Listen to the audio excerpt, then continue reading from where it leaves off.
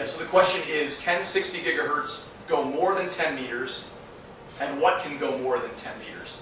So if you're trying to transmit high definition, 1080p, highest quality content, we have said that you can do that out to 10 meters and in room. All right? If you try to send that 1080p high definition content through a wall into the next room, the data rate supported by WirelessHD goes down. And it goes down enough that the high definition content, 1080p, cannot be supported. So that means you cannot take that high definition 1080p uncompressed movie out of the room. If your house happens to be the size, or one room is the size of a football field or a soccer field, which you would be very lucky.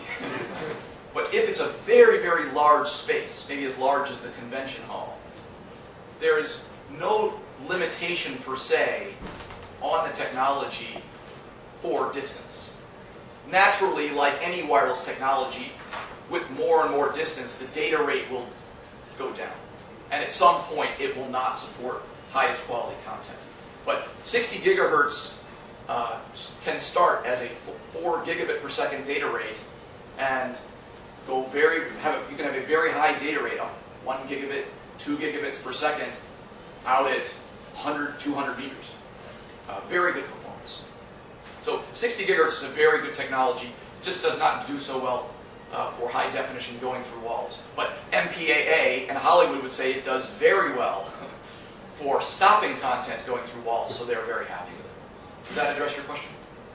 Thank you. The people can what to manage their network. So the question is, will consumers be able to manage and configure their network as they so choose? Yes? And I think what we've done with WirelessHD is we started with, initially, long ago, we started with just the idea of how do we move high definition content and audio and video from one device to another. And then we talked to consumers, we talked to the press, we talked to analysts, and we found that that by itself is not enough.